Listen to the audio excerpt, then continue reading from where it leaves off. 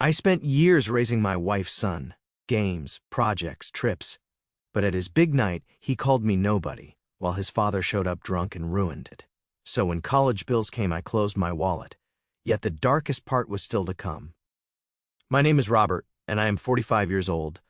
I own a very successful elite wine bar in town, built by myself from scratch, and I am very proud of it.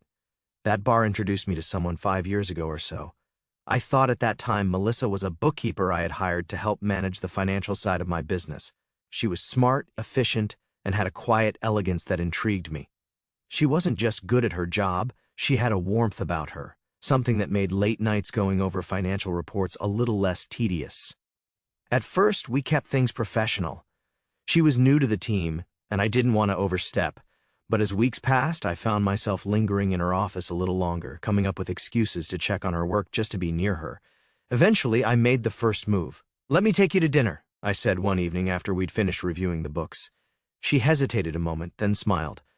"Are you asking as my boss or as a man?" "As a man." That dinner turned into another, then another. And before I knew it, we were talking about a future together. Everything seemed perfect. Melissa was attentive, her son Ethan was polite and well-mannered, and I felt like I had finally found the family I'd always wanted. 1 year into dating, we got married, and Melissa and Ethan moved into my house. At first, everything went really well. I just dove headfirst into being the best stepdad I could be. I took Ethan to sports games, helped him with school projects, made sure he had everything he needed.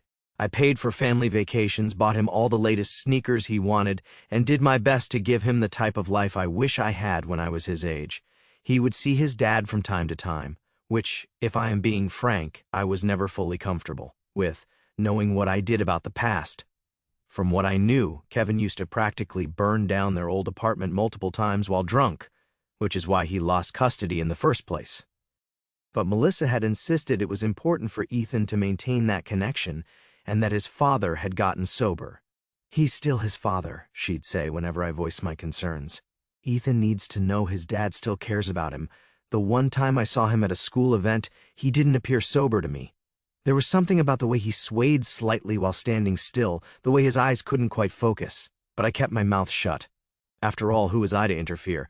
I was just the stepfather, right? God, if only I had known then what I know now, if only I knew then. My wish to be the perfect stepfather may have blinded me from what was really going on. But hindsight is 20/20, right? And the real trouble hadn't even begun, not even close. Before I knew it, time flew, and it was Ethan's 18th birthday. Both his birthday and graduation were looming, and that had him walking around the house like a nervous wreck. He would always say, "What if something goes wrong? What if people don't come? What if this isn't perfect?" One evening, finding him overthinking, I put my reassuring hand on his shoulder. "Hey, everything's cool," I said to him. "As a matter of fact, I've got a brilliant idea. Why don't we hold your party at the bar? We can reserve the best section in the house." Instantly, his eyes lit up. I knew my wine bar had become a hot spot in town, and Ethan had been dying to show it off to his friends. "Really?" he said, already reaching for his phone. "Oh my God, my Instagram is going to be insane. Everyone at school is going to be so jealous." I flung myself into preparations. I wanted everything to just be so perfect for him. I even took him shopping for a designer suit, sleek black number, which made him look like a junior businessman. He looked every inch like a young professional in the suit. I nodded to indicate my approval. "How many guests do you think you were going to invite?" I asked one evening as we were going over the details. He fiddled with his phone and seemed for a moment to hesitate. "About 30 people. Great. Can you send me a guest list so that I might make sure we have enough space and food for everyone?" "Oh, I don't really have one yet," he said hastily. "Just plan for 30, okay. In retrospect, I wish I had pushed on the list, but I was so in the throes of preparing everything. The tables were set, the lighting was golden and warm, and the atmosphere at the Upper West Wine Bar was nothing short of just right. It had been transformed into the perfect venue for an 18-year-old's birthday, sophisticated yet young, with a select menu of virgin cocktails and hors d'oeuvres. Ethan looked smashing in his tailored black suit, standing near a cluster of his friends, laughing and taking snapshots. Melissa's family was there, mingling with his classmates, and all seemed to go smoothly. And then he walked in. I immediately recognized Kevin, even before he opened his mouth. He swayed slightly with each step, uneven, with eyes that were glassy. He was drunk. "I'm here to wish my son a happy birthday," he declared loudly, drawing attention from the guests. I was sitting next to Ethan when his father stumbled toward our table, his gaze landing on me with pure contempt. "Get up," he slurred, waving his hand dismissively. "That's my seat. I'm his real father, not you." I kept my voice calm and measured. "There is ample seating with the other guests at the next table. Why don't you join them?" "No." This time his voice was sharp, almost growling. "This is my place. You need to leave my place. Who do you think you are?" I looked to Melissa to intervene, to do something, anything to defuse the situation. But she sat there, her face pale, staring down at her hands as if they held the answers to all her problems. I took a deep breath and steeled myself. This was Ethan's night. I was not about to let it get completely ruined when I could prevent it. "Let me be crystal clear," I said, my eyes deadlocked into Kevin's. "You have two options, to have a seat at the next table with the other guests or to have security escort you out." His face contorted with anger. "Oh, listen to you, Mr. Moneybags." Throwing his weight around, he spat, swaying slightly as he leaned on the edge of the table for balance. "You think you can buy everything, don't you? Buy my son. Buy my family's love." Other patrons were starting to stare. I could see some of my regulars at tables nearby feigning indifference, yet clearly hanging on every word. My staff hovered near the edges of the room, awaiting my cue. "You just waltzed in here with your fancy bar, your big house?" Kevin spat on, the pitch of his voice rising with every sentence.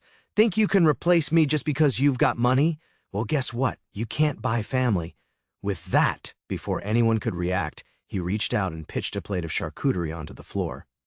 The crashing of glass hit the sudden dead silence of the bar, and then another, and another. Fine cheeses and cured meats splattered across the expensive marble flooring. A bottle of imported sparkling water tipped over, spilling across the polished wood of the bar. I caught my security team's eye and gave a subtle nod. They moved in smoothly, professionally, just as they'd been trained. "Sir, it's time for you to leave," the head of security said firmly, taking Kevin's arm. I watched them walk him out, his drunken protests sliding into slurred, incoherent screams that bounced off the hall until the front door swung shut behind him. Silence. Then, gradually, the murmur of the guests picked up again.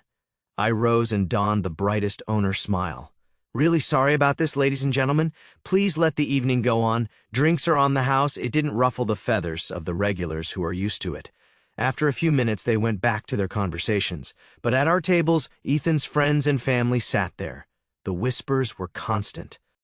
I could see them shooting glances at Ethan, at Melissa, at me. The story would be all over social media by morning. Ethan sat ramrod straight, moving the food on his plate around. The sleek suit that had made him look so grown-up earlier now seemed to swallow him, making him small and vulnerable. The Instagram-perfect party he had dreamed of had quickly turned into a nightmare. After about an hour, he grumbled, "I have a headache. Can we go home?" The party was soon over after that. People made polite excuses, but I could hear them whispering as they left. Poor Ethan. Did you see his dad? Can you believe what happened? The minute we were inside the house, Ethan went straight to his room. I followed him upstairs and then went in his room to talk with him, to say something. The next morning, the morning after the disastrous birthday party, Ethan came down to breakfast with circles under his eyes. He took his chair, his eyes looking down into his lap. "Are you feeling, buddy?" I asked softly.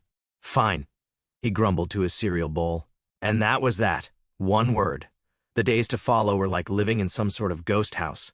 Ethan, energetic and chatty, became practically a stranger. Every time I entered a room where he was talking to Melissa, he'd shut down like someone had hit a mute button. One evening, when Ethan had gone to bed, I tried bringing it up with Melissa. "Don't you think we should do something? Maybe get him to talk to someone?" She waved a hand dismissively. "He's fine. He's just processing what happened. Give him space." But it wasn't fine. None of this was fine. Despite the tension in our household, we all attended Ethan's graduation ceremony. Melissa and I sat in the audience, and I clapped until my hands hurt when they called his name. He looked great in his cap and gown, and for a moment it seemed to me as he glanced our way and smiled, maybe things were finally getting better. Of course, we held a party later in the house. I knew I needed to do all of his favorites, their truffle fries, steak sliders, the little crab cakes he would constantly be swiping from the back of the kitchen in the bar, even the outrageous 3-tiered chocolate cake that really should have taken at least a week to get correct. His classmates came over, and for a while the house was filled with laughter and excited chatter about college plans and summer vacations. For a few hours, everything felt almost normal again. Ethan was smiling, talking, looking like his old self. I started to relax, thinking maybe we had turned a corner. Then his phone rang. Ethan went out into the hall to answer it, and when he came back a few minutes later, there was something different in his face, a quiet resolve. He came to me directly, for the first time in days, with any degree of willingness. "My dad's coming over," he said. "He wants to congratulate me on graduating." My stomach dropped. "Absolutely not," I said without a second's hesitation, the fresh memories of his birthday disaster still fresh. "Ethan, think about what happened at your birthday. He showed up drunk, caused a scene, destroyed property." "That was your fault," Ethan cut me off, his voice rising. "None of that would have happened if you had just moved and let him sit down. He's my real dad. You should have just stepped aside." I stood there, feeling like I had just been punched in the gut. All this time, after days of silence, this is what he had been thinking, that I was the one to blame. I turned desperately to Melissa, hoping for once she would say something, just step up and be the mother Ethan needed. "Melissa, please," I said. "Tell him how inappropriate his father's behavior was at the birthday party." But she sat there, looking at her hands as if they held the secrets to the universe. The same silence, the same cowardice I had witnessed at the wine bar that night. Something inside me snapped. 5 years of being the perfect stepfather, 5 years of treading on eggshells, 5 years of making excuses for everyone else's behavior, 5 years of swallowing frustration, and it all came pouring out. "Listen to me, Ethan," I said, clear but firm. "That was my wine bar.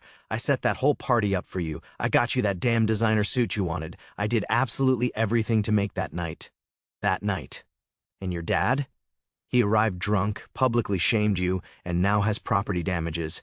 He did not even get you a present, Ethan. What he did was bring chaos and embarrassment." In an instant, Ethan's face went from angry to absolutely furious. "Oh my God, here we go again," he shouted, throwing his hands up. "It's all about the money with you, isn't it? I paid for this. I bought that. You think because you have the money you can control everything." He spun around to face his classmates, who were standing awkwardly in the living room, obviously wishing they were anywhere else. "My real dad will be here soon," he said with a bitter laugh. "It'll be nice to finally have a normal person here instead of this." He gestured to me, as if I was some filth he had stepped on. "Your father is not coming into this house," I tried to say, modulating my voice against the rise of anger and hurt inside me. "Not after what happened at the bar." That was when Ethan totally lost it. His face flushed red, and he began yelling at me in front of all the guests. "You're not my dad!" he shrieked. "You're nothing to me. You're nobody. Who do you think you are to tell me what to do? Keep your nose out of my life. You're just some guy my mom married for his money." The room fell dead silent. I could see his friends fidgeting uncomfortably, some checking their phones, others fascinated by the ceiling. Ethan turned back to them, his voice dripping with venom. "Let's get out of here. I don't want to celebrate in his house anyway." He emphasized the word his, like it was something filthy. His friends quickly filed out, no one making eye contact with me. The front door slammed so hard the windows rattled. I stood there alone amidst my own apartment, surrounded by abandoned food and scattered plates, hit by a virtual truck. This had to be it. It had to have been enough. That finally, at last, Melissa would say something. She would have to rise to my defense after this, wouldn't she? Melissa cleared her throat. When she spoke, she was cold, detached. "You had no right to throw the house and money in his face like that," she said flatly. "You didn't need to remind him this is your house, that your money pays for everything." That was low. I stared at her, seeing her for the first time. "You've got to be kidding me right now. Where were you when your ex was hurling plates across my wine bar? Where were you just now when your son stood up in front of his entire graduating class and started screaming insults at me?" Melissa just shook her head as if I was the crazy one. "You're the adult here," she snapped. "You should know better than to get into an argument with a teenager." I let out a bitter laugh. "And you should know better than to bury your head in the sand like a coward," I shot back. "But that's what you do, isn't it? You just sit there silently while your ex-husband and your son treat me like garbage. Well, guess what? I'm done being everyone's punching bag." Melissa's face clouded, and she didn't say a word more. Turning, she started upstairs, and after a few minutes I heard the slamming of the guest room door. The next morning, the breakfast felt like a funeral. Melissa sat across from me, sliding scrambled eggs listlessly around her plate while carefully avoiding eye contact. I was just getting ready to rise and leave the table when Ethan lurched into the kitchen, still dressed in last night's graduation party attire. I caught his alcohol breath about halfway between his door and the table. I glanced sideways at Melissa, just waiting for something, anything, regarding her teenage son reeking of booze coming home at 9 in the morning. But as was often the case, she said nothing, only stared at her plate. "Where have you been all night?" I asked neutrally. Ethan turned to me, his bloodshot eyes full of contempt. "None of your business," he sneered. "You're not my dad. You're not anyone. Just some empty space taking up room in this house." Then he turned and stumbled upstairs to bed. Melissa just sat there, silent again. By this stage, I was thinking silence was some kind of superpower that she possessed. The week that followed was like trying to live in a house plagued by the poltergeist from hell. Ethan wouldn't speak to me directly at all. Instead, he'd talk about me as if I weren't there. "Dad," he'd say to Melissa, pointing at me like I was a piece of furniture, "can you ask your husband to pass the salt?" Or he'd walk into a room and say to his mother, "This guy is in my way," and then just stand there waiting for me to move. I said nothing, kept watching. 5 years I had wasted trying to be the perfect stepfather. Now I was out. Let them show their real colors, and boy, was I in for a show and tell. Sunday, Melissa and I sat down to another silent dinner when Ethan burst into the dining room, waving an envelope around like he just won some kind of lotto. "Dad, I got in!" he exclaimed practically, bouncing up and down. "NYU accepted me. I got into my dream school." I watched him run up to Melissa, hugging her tightly. Both of them were grinning from ear to ear. Then Ethan turned to her and, with a smirk that I will never forget, said, "Tell your husband he needs to pay for my tuition." Something inside me just snapped. I smiled, but not a warm, happy smile, a cold, old, sharp one.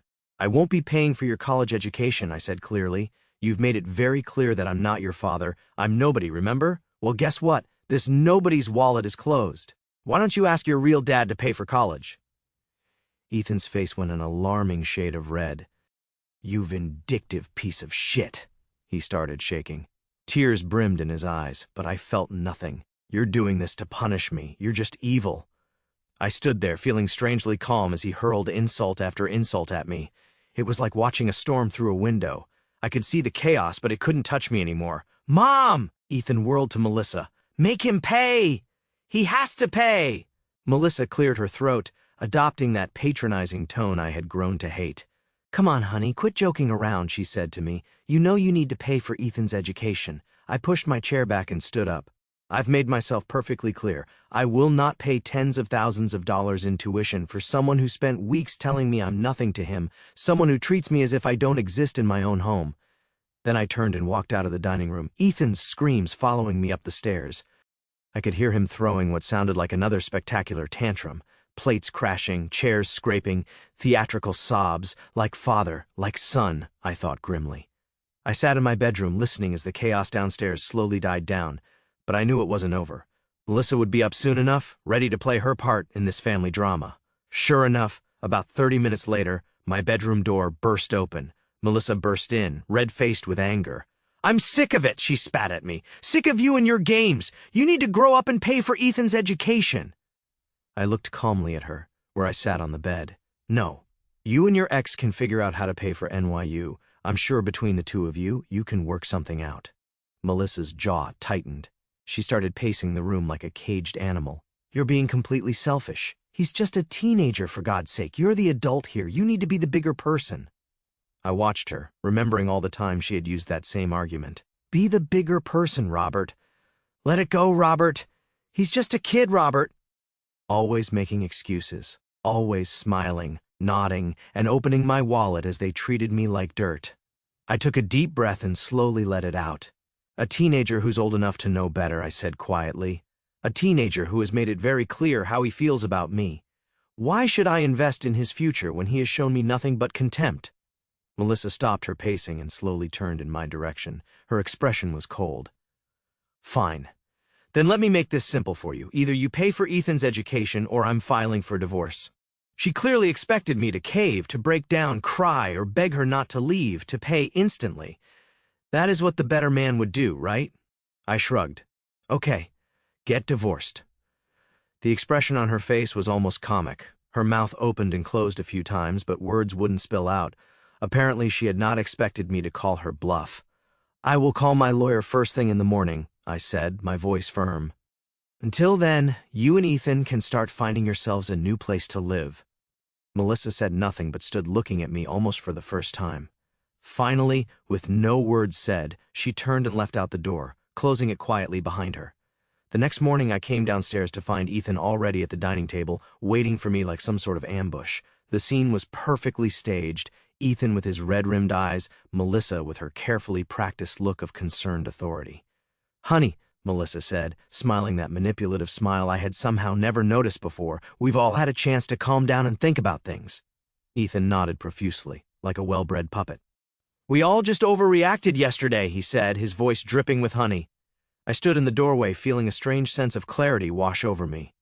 It was like I was seeing them both for the first time, really seeing them. Melissa kept going, her voice taking on that reasonable tone she always used when she wanted something. "We're family.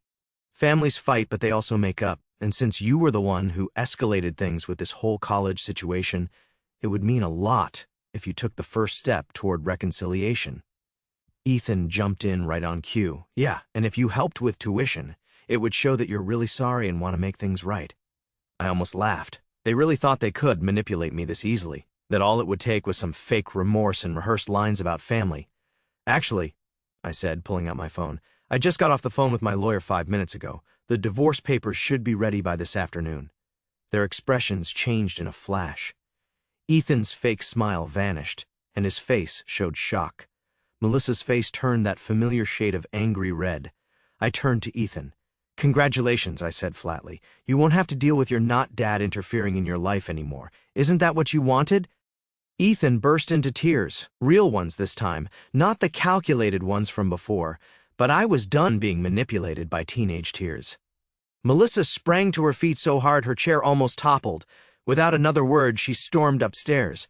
Moments later, I could hear her yanking drawers open, slamming closet doors. They packed in dead silence. No more abusive speeches, no more insincere apologies, just the sound of suitcases being filled and doors being slammed. I thought it was finally over. I was wrong. The messages started that same night. First from Melissa, "We all said things we regret. Let's talk about this like adults." Then from Ethan, "I am so sorry if I hurt your feelings, but you are really being totally unfair about college. When I said nothing, they got meaner. You are being obstructive and destroying this family. I hope you enjoy being all alone with your money. You'll be sorry later when you are old and alone with nobody." I said nothing. The divorce was quick, since I had made sure there was a prenup. Naturally, Melissa tried to fight it, but my lawyer took care of it quickly. She got nothing. Not a penny of my wine bar's profits, not a dime of my savings. I still hear things about them sometimes through mutual friends. They're living in a small apartment across town. Ethan couldn't afford NYU and is now working at a mall somewhere. Melissa is struggling to restart her accounting career, but it's not going well. I have since then redecorated the house, gotten rid of all the furniture that reminded me of them. The place feels bigger these days, lighter somehow. Or maybe that's just me, finally free of the weight of trying to buy love from people who were only ever interested in selling.